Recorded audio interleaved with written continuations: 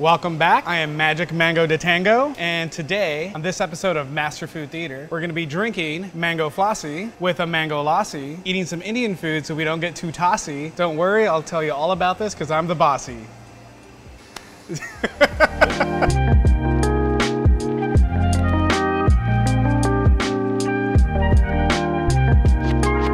So today's beer is Mango Flossi. It is one of our favorite sour beers that we've ever made, probably one of the biggest fan favorites, and it's changed a little bit over time, but it is our interpretation of a Mango Lassi. They're not gonna be exactly the same because that's kind of impossible. A Mango Lassi is a yogurt-based mango smoothie from the Punjab region of India, sometimes spiced with cinnamon and cardamom, and ours is a goza with a little bit of coriander, some vanilla to give it some creaminess, a ton of mango, and a little bit of a dry hop to give it a little tangy spiciness. I need to give a big shout out to Kelsey Holstein. She is my co-head brewer here, and she's actually the creator of this recipe. We love this beer so much, we're actually gonna send it to GABF this year. So good luck, and hopefully we win an award. Let's go ahead and taste these side by side.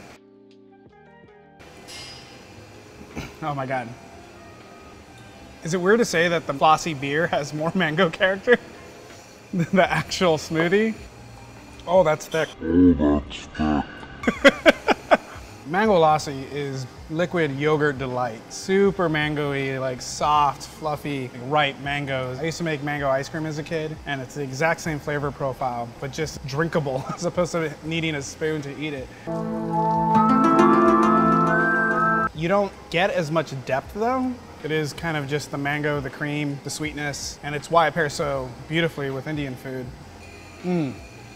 Right up front, ton of mango, followed by this creamy, salty, briny, sour. Really just washes your entire palate. The salt and sour go really well together, and this kind of like back and forth. They lift each other up, lift the mango up. The dry hop character in here is this thing you'd never expect. Gives you the pale ale, clean refreshment character that you don't normally get in these sour beers. Sometimes they go way too sweet, and I think the dry hop actually helps bring it all together and keep this as refreshing and delicious as it is. Tasting these two drinks side by side, really, I think, same but different. You can even tell by the color, the thickness.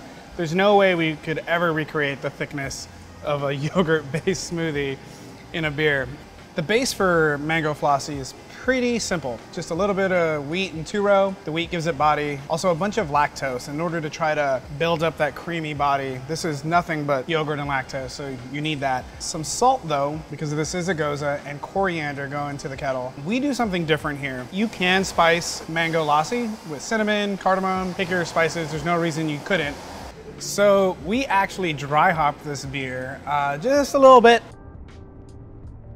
11 pounds in ostensibly a 45 or 50 barrel tank. It's not very much, but even just that little bit helps brighten the beer, give it a different kind of spicy edge. You can't really call out any particular hoppy flavors, no fruit character, but it gives you a little bit of that hoppy spice that you can't really recreate in any other way. That is part of the spice and the depth of character in this beer. Whenever we make our sours, we try not to just make it a simple add fruit to the sour. Sometimes we'll add other fruits or other elements, spices, just to bring out different characters in the fruit. Think wine, all you do is press grapes and you get all these ridiculous characters. We want that kind of enjoyment out of our sour beers. In this case, it's not just mango. It's mango, it's lactose, it's salt, it's coriander, it's a dry hop. And we spend a lot of time like making sure that the beer is just intense but easy to drink, approachable. Anyone will enjoy this, but you can dive deeper if you really want. If anyone wants to try brewing this at home, this is a kettle sour, so it is a little tricky, but it's not very difficult to do at home. The key to a good kettle sour is maintaining the temperature throughout the souring and keeping oxygen out. When I used to homebrew kettle sours, instead of doing it in a kettle, I would actually transfer it to a carboy where I could fill it up to the brim and make sure there was no oxygen getting in. And then I would keep that warm. And I'll leave that up to you. I used a water bath with